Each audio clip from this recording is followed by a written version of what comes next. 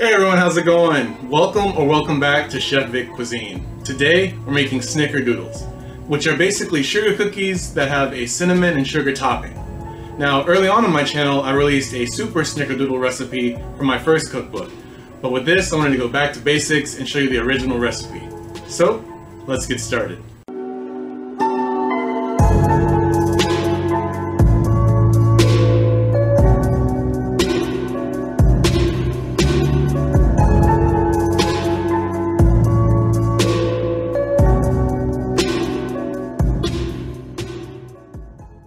So for the ingredients, we're going to need 3 cups of all-purpose flour, 2 teaspoons of cream of tartar, 1 teaspoon of baking soda, 1.5 teaspoons of ground cinnamon, half a teaspoon of salt, 1 cup of unsalted butter softened to room temperature, 1 1/3 cup of granulated white sugar, 1 large egg, plus 1 large egg yolk, 2 teaspoons of pure vanilla extract, and for the topping, we're going to need 1/3 cup of granulated white sugar and 1 teaspoon of ground cinnamon.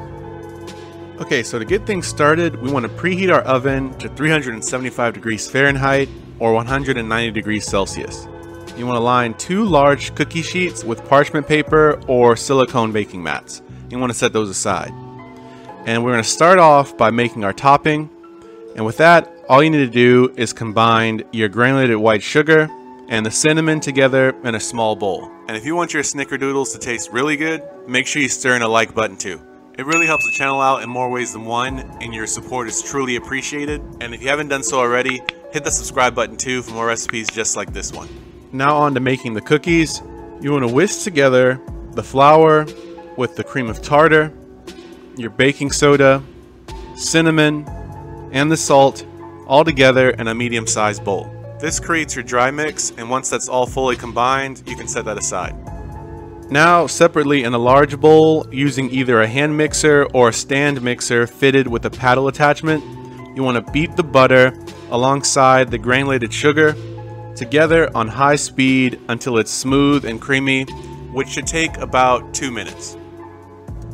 Once it reaches a consistency like this, now you want to add in your egg, the egg yolk, and the vanilla extract. You want to continue to beat this batter on medium-high speed until it's all combined. And make sure to scrape down the sides of the bowl as necessary to ensure that each bit of ingredients are fully combined. Now, with the mixer running on low speed, you want to slowly add in your dry ingredients to the wet ingredients in about 3 portions. And your resulting dough is going to be pretty thick. And towards the end, the final mixing can be done by hand. So now that our cookie dough has been formed, you want to roll the cookie dough into balls about 1.5 tablespoons worth of the cookie dough. And then you just want to roll the dough balls in the topping that you prepared in the beginning of this video. Repeating this process until all the cookie dough has been used. And this recipe makes about 2 dozen Snickerdoodles, which is plenty to go around and enough to snack on in the future whenever you get a sweet tooth. Now you want to arrange the cookies at least 3 inches apart on the baking sheet.